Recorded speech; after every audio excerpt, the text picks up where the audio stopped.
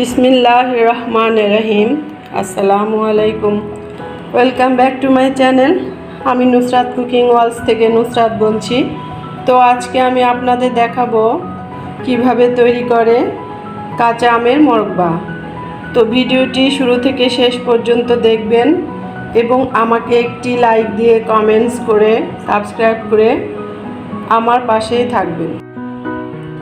আমের মোরব্বা তৈরি করার জন্য আমি এখানে আম নিয়েছি এই সাইজের 5টি। তো দেখুন আমগুলো গোল গোল কত সুন্দর, আমের মোরব্বা তৈরি করার উপযোগী। তো আমি এই সাইজের আমগুলো নিয়েছি। এরপর আমি চুকলা ছুলে সাইজ করে কেটে নেব। আমগুলোকে আমি চুকলা ছাড়িয়ে এভাবে 2 ফালাটি করে কেটে নিয়েছি।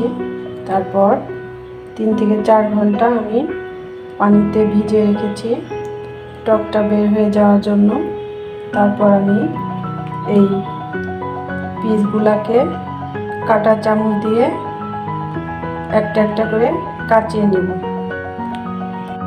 আমের পিসটাকে আমি একটা কাঁটা চামচের সাহায্যে এভাবে ছিদ্র করে নিয়েছি।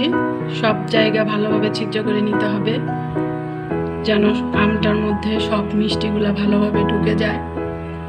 তো দেখুন আমি এইভাবে কাঁটা চামচের সাহায্যে আমটাকে ভালোভাবে কাচিয়ে নিচ্ছি। এভাবে আমটাকে কাচাবো। তারপর আপনাদের আমি দেখাবো কিভাবে আমের মোরব্বা তৈরি করে। আমগুলোকে আমি একটা একটা করে কেচে নিয়েছি। দেখুন কত সুন্দর করে কেচে নিয়েছি, সব দিকেই ছিদ্রগুলো হয়েছে। তো এখন আমি এই আমগুলো 2 ঘন্টা পানিতে ভিজিয়ে রেখেছিলাম।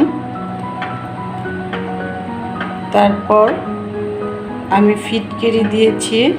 ফিটকিরি অথবা আপনারা পান খাওয়ার চুন ব্যবহার করতে পারেন। তো আমি এটা ব্যবহার করেছি এ কারণেই যে আমের ভিতরে যে টকটা আছে সেই টকটা বের হয়ে যাওয়ার জন্য, আর আমের এই অংশগুলো যাতে খুলে খুলে না যায় সেজন্য আমি এভাবে পানির মধ্যে ভিজিয়ে রেখেছিলাম 2 ঘন্টা। তো আমি তারপর এই পানিগুলো যে আছে ঘোলা হয়ে গেছে। তো আমি বারবার এই আমের এইগুলো ভালোভাবে চেপে চেপে বের করে নিয়ে পানিটা আমি বারবার পাল্টিয়ে নিব যতক্ষণ না সাদা পানি আসে। আমগুলোকে আমি কেচে রাখা সবগুলো আমি এরকম চেপে চেপে যতক্ষণ না স্বচ্ছ পানি বের হয়েছে ততক্ষণ আমি বারবার পানি পাল্টিয়ে নিয়েছি। তারপর আমি এখন আমটাকে ভালোভাবে একটা একটা করে চেপে একটা প্লেটের মধ্যে তুলে নেব। নেওয়ার পর আমি আমের মোরব্বাটা আপনাদের তৈরি করে দেখাবো। চুলায় একটি কড়াই বসিয়ে নিয়েছি। তারপর চুলাটা অন করে দিব। অন করে দেওয়ার পর আমি এখন আমের মোরব্বাটা করার জন্য প্রথমে চিনি শিরা তৈরি করে নিব। তো চিনি শিরা তৈরি করতে আমার যা যা উপকরণ লাগবে আমি চিনি নিয়ে নিয়েছি এখানে 500 গ্রাম অর্থাৎ হাফ কেজি। তো আমি আমটা নিয়েছি হাফ কেজি। তো চিনিটা আমি হাফ কেজি নিয়ে তারপর চিনি শিরাটা তৈরি করে নেব। আর এই চিনি শিরাটা তৈরির জন্য এখন আমি পানি দিয়ে দিব 250 গ্রাম, 1 পোয়া। তারপর চিনি শিরাটা আমি তৈরি করে নিব।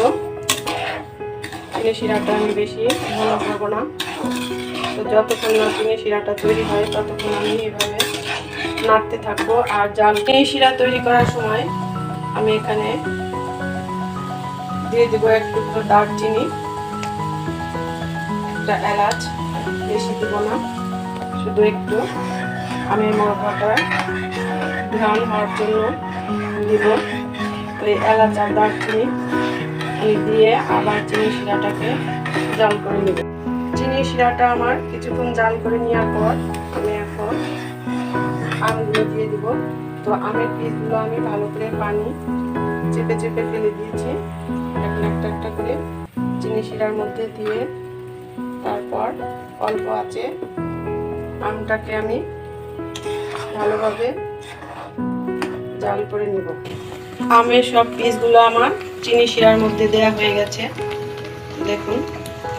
তারপর এখন আমি অল্প আঁচে ভালোভাবে জাল করে নেড়ে চেড়ে যতক্ষণ না হয় ততক্ষণ অপেক্ষা করব। চিনি শিরাটা আমার ঘন হয়ে গেছে, তো আমি আবার একটু পানি দিয়ে সাদা পানি দিয়ে আবার একটু শিরাটাকে পাতলা করে নিব। তারপর আমার মোরব্বাটা আবার আমি জাল করে নিব। তো সবার প্রথমে আপনারা একটা কথা মাথায় রাখবেন, সেটা হলো আমের মোরব্বা তৈরি করার জন্য আমটাকে ভালোভাবে কেচে নিতে হবে। আমটাকে ভালোভাবে কেচে নিলে চিনি শিরাটা আমের সব দিক দিয়ে যাতে করে শিরাটা ঢুকে যায়, এটা আপনাদের খেয়াল রাখতে হবে। আর আমটা কাঁচানো তো একটু কষ্ট, সবাই জানেন। তো যেটা রান্না করতে বা করতে কষ্ট সেটা খেতেও মজা। তো খাওয়ার সময় আর এটা মনে থাকবে না, হয়তো খেলে কষ্টটা হয়তো ভুলে যাবেন। তো এভাবে আপনারা বাসায় আমের মোরব্বাটা আমার রেসিপিটা দেখবেন আর ট্রাই করবেন। মোরব্বাটা অনেকটাই আমার হয়ে গেছে। তো আমি আমের মোরব্বাটা নামিয়ে নেওয়ার আগে আমি গরম মশলা আর এই দারচিনি আর এলাচটা তুলে নিব। তো আমার অত বেশিক্ষণ গরম মশলাটা রাখার দরকার নেই।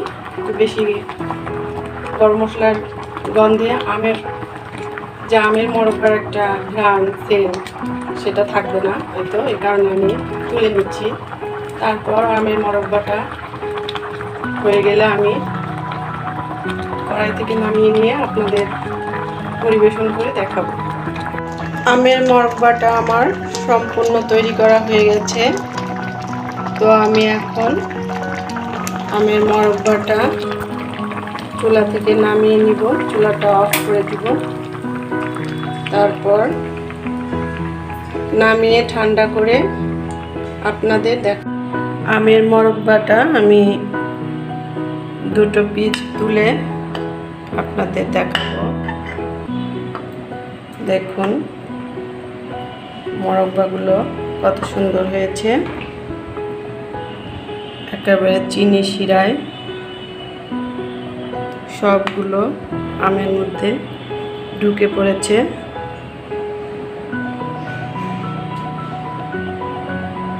তো এখন আমি এই সব আমের মোরব্বাগুলো একটি কাচের জারে তুলে দেখাবো। তৈরি হয়ে গেল আমার আমের মোরব্বা। তো আপনারা এভাবে বাসায় ট্রাই করবেন, আর আপনারা এভাবে একটি কাচের জারে 1 বছর পর্যন্ত রেখে সংরক্ষণ করতে পারবেন। তো দেখুন দেখতে কত সুন্দর লাগছে, খেতেও দারুণ লাগবে। তো আপনারা এভাবে বাসায় বেশি বেশি ট্রাই করবেন এবং আমাকে লাইক দিয়ে কমেন্টস করে জানাবেন আপনাদের কেমন লাগলো। তো আমার জন্য আপনারা দোয়া করবেন, আমি যেন আরও বেশি বেশি রেসিপি নিয়ে আপনাদের মাঝে হাজির হতে পারি। আমার জন্য দোয়া করবেন। আল্লাহ হাফেজ।